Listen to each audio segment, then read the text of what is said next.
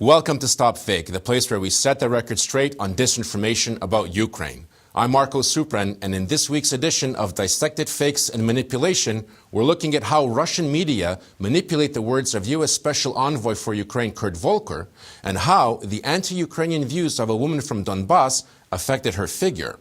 Let's get to it. Russian media disseminated a story this week claiming that the European Union leadership had changed its position on the war in eastern Ukraine and was considering a Russian plan for ending the conflict. Russian website Ukrainian.ru in particular claims that U.S. Special Representative for Ukraine Kurt Volker recently made just such an announcement, but in reality, Mr. Volker never made any such declarations.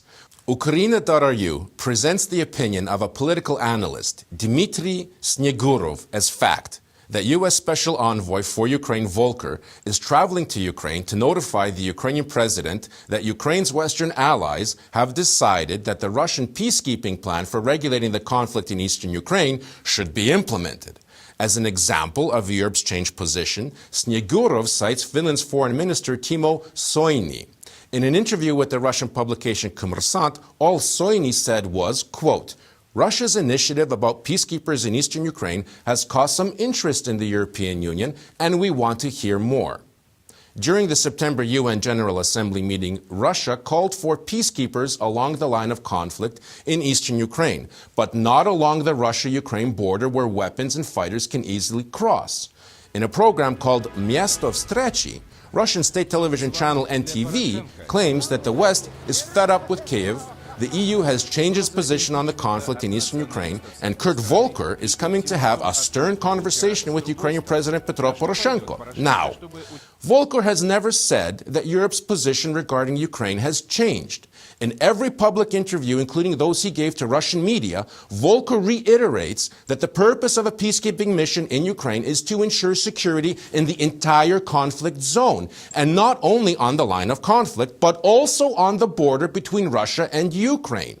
In an interview with Voice of America, Volker called the Russian proposal, quote, a very narrow concept whose effect would be to divide the country even further. That's not acceptable to anybody and does not restore the territory, Volker said.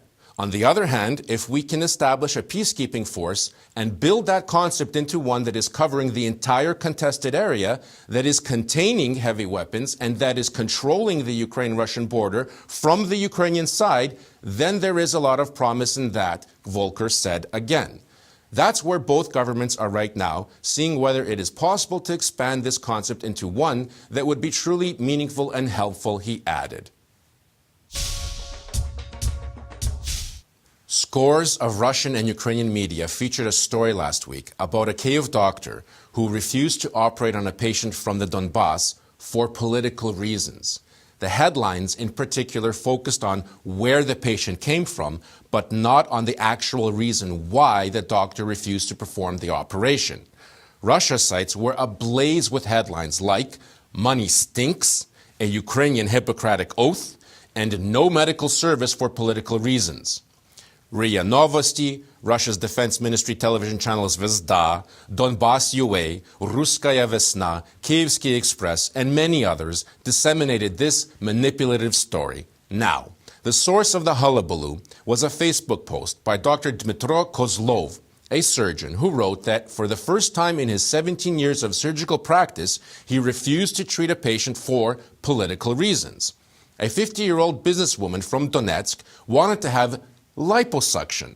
According to Kozlov, before anesthesia was administered, the woman began complaining about how horrible Ukrainians were, how, quote, the Ukrainian military were conducting genocide in the Donbass, and how the Russian world was the best of all possible things. Liposuction removes some of the excess fat from overweight people unable to control their appetite. It is usually done, as in this case, for vanity's sake rather than urgent health reasons. Kozlov wrote that all pre-op procedures were stopped. All the patient's money was returned to her, and she went back home.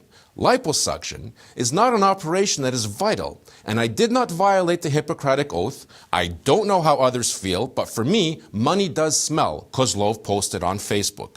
Based on information on Dr. Kozlov's Facebook page, he served as the head of a military medical team in the war in eastern Ukraine from 2014 through 2015 and was awarded the Honor Glory State Medal for his performance.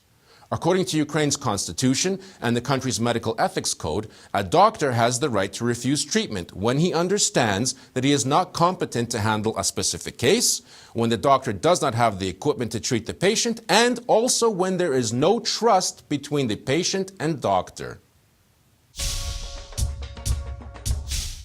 That's it for this week. You can find much more dissected disinformation as well as useful tools for spotting fakes on the StopFake website. Be vigilant, look out for fakes, and if you spot any disinformation about Ukraine, send it to us for a truth autopsy. I'm Marko Suprun, and this is StopFake. Thanks for watching.